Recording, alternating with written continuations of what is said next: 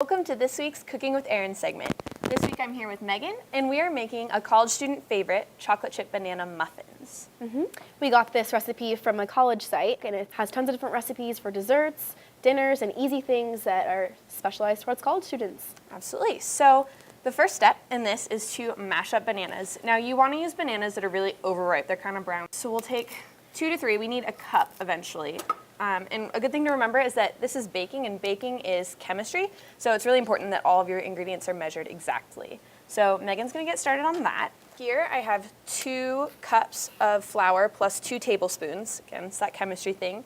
And then I have 1 teaspoon of salt, a teaspoon of baking powder, and then a half teaspoon of baking soda, 2 eggs, about a cup and a quarter of chocolate chips, or really however much you want to put in, and then a half cup of shortening.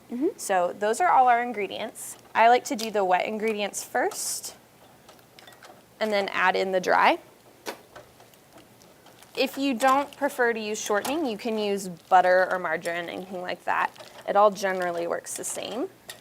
This is a really great recipe because it's really adaptable. You can make it in big batches. A lot of times I have bananas sitting around that I just didn't get to eating. And they get kind of gross on the counter, so that's perfect. You can pop them in the freezer too if you're not planning on baking for a while, and then just make a bunch up for your roommates or your classmates. Yeah, this is a really easy snack. You can take it to go if you're running late and for breakfast, or you can have it as a snack. How's that coming? Pretty good. The shortening's not combining very well, but it will once we get all of those ingredients in there. So do we want to measure out a cup of that? Yes.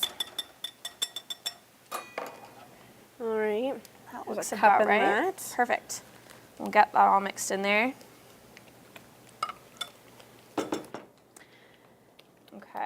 And now you want to help me with the dry ingredients there. So we're dumping in all of the flour. You don't really need any special tools for this recipe either, which is really nice. Yeah. Just hand mix it.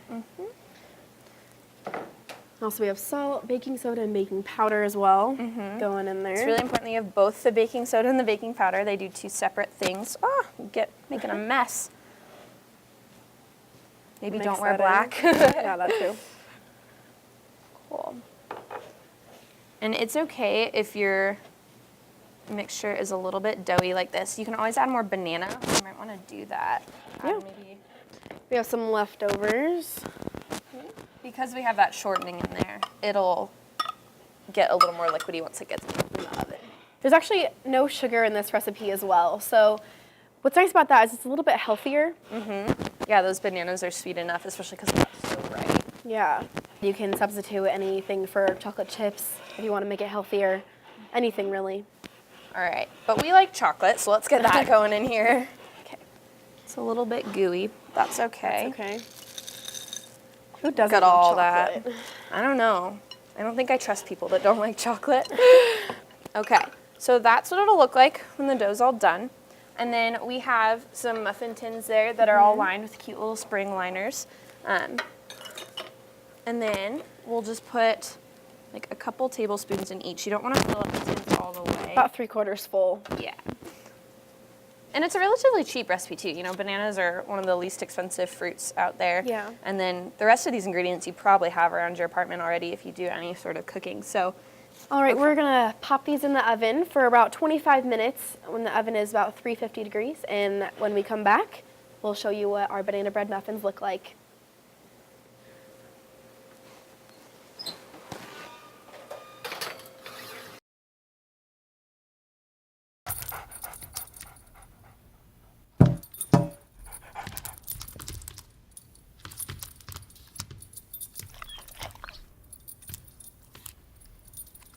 There's a shelter pet who wants to meet you. Meet one today. Visit theshelterpetproject.org. Adopt. welcome back. So as you can see, our muffins had come out of the oven. They were in there for about 25 minutes or until you can put a toothpick in the center and it comes out clean. So they look a little bit more like biscuits than anything, but any sort of adaptation you make to the recipe can change the consistency. If you add more bananas, maybe a little yogurt or something in there, whatever you like, that can change the consistency. Mm-hmm. As you can see, we've plated them in a couple different ways. So if you're just running out to class and just grabbing a quick snack, you can just grab that off.